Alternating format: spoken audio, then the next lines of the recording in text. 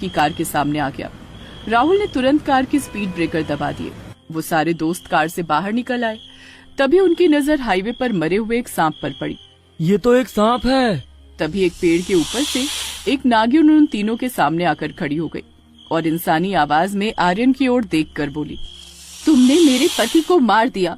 आज मेरी सुहाग रात थी। मैं तुम्हें श्राप देती हूँ कि तुम भी अपनी सुहाग रात नहीं मना पाओगे। तुम मनुष्य आखिर अपने आप को समझते क्या हो? जमीन पर चलने वाले प्राणियों को तुम गाजर मूली लौकी समझते हो। तुम भी लौकी बन जाओगे। इतना बोलकर वो नागिन वहाँ से चली गई। अचानक आर्यन लौकी में परिवर्तित हो गया। अरे ये तो लौकी बन गया। ये शायद इसी लायक था। इतना समझाया मगर नहीं माना। लेकिन अब क्या करे? नताशा इसका इंतजार कर रही होगी। अरे नताशा तो इंतजार कर रही होगी, लेकिन उसका पति तो लौकी बन गया। एक काम करते हैं, इस लौकी को नताशा को ही दे आते हैं। कुछ देर बाद राहुल और सौम्या नताशा के कमरे में चले गए और उसे लौकी पकड़ाते हुए बोले, सौम्या, इस लौकी को खाना मत, ये तुम्हारा पति है। इतना बोलकर राहुल सौम्या के साथ चला गया। तभी वो लौकी नताशा से बोल पड़ी, मैं आर्यन हूँ नताशा, राहुल ने सही कहा है, मैं लौकी बन गया हूँ।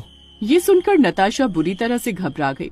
सुबह नताशा आर्यन से बोली, जो कि लौकी बन चुका था, लेकिन अब मैं क्या करूँ? रात भर तुम्हारा इंतजार करती रही और तुम आए भी तो लौकी बनकर। नताशा, जल्दी से इस बारे में मेरी माँ और मेरी बहन को बताओ और मेरे दोस्तों को भी घर पर बुलाओ। कुछ भी करो, मुझे अपने असली हालत में लेकर आओ। नताशा लौकी हाथ में पकड़कर सीधे रूम से बाहर आ गई और सारी घटना अपनी सास और ननद को बताती हुई बोली, अब मैं क्या करूं? मैं अपने पति को लौकी बना हुआ नहीं देख सकती। नताशा की बात सुनकर राहुल की माँ तुरंत तान्या से बोली, अरे जल्दी से राहुल के दोस्तों को फोन लगा। कुछ ही देर में सौम्या और राहुल आर्यन के घर पर थे। आर्यन की माँ उन दोनों से बोली, मैं एक तांत्रिक को जानती हूँ, चलो मेरे साथ। तुम अपनी आंखों देखी सारी घटना उस तांत्रिक को बताना। कुछ ही देर में वो सब एक तांत्रिक के पास खड़े हुए थे। राहुल तांत्रिक को सारी घटना बताते हुए बोला, और इस तरह हमारा दोस्त लौकी बन गया।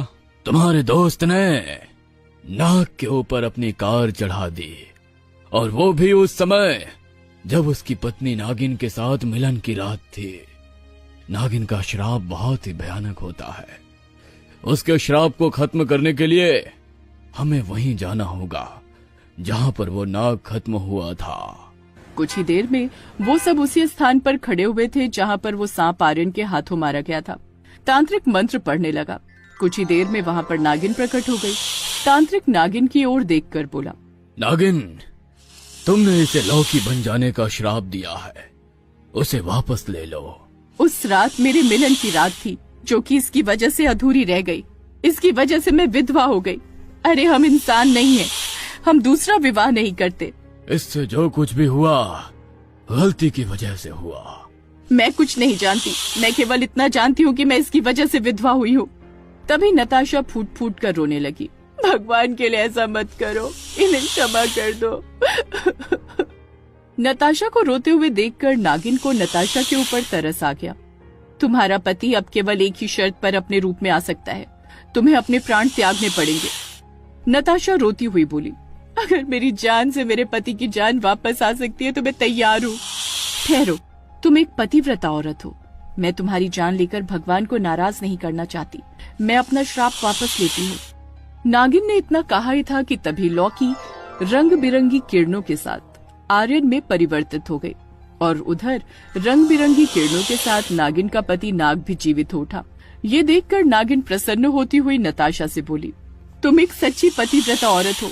तुम्हारे आंसू देखकर मुझे तरस आ गया और मेरे आंसू देखकर शायद भगवान को मुझ पर तरस आ गया और मेरे पति जीवित हो गए। इतना बोलकर नागिन अपने पति नाग के साथ वहाँ से चली गई। आर्यन अपनी पत्नी के साथ घर चला आया और उस दिन के बाद उसने तेज कार चलानी छोड़ दी।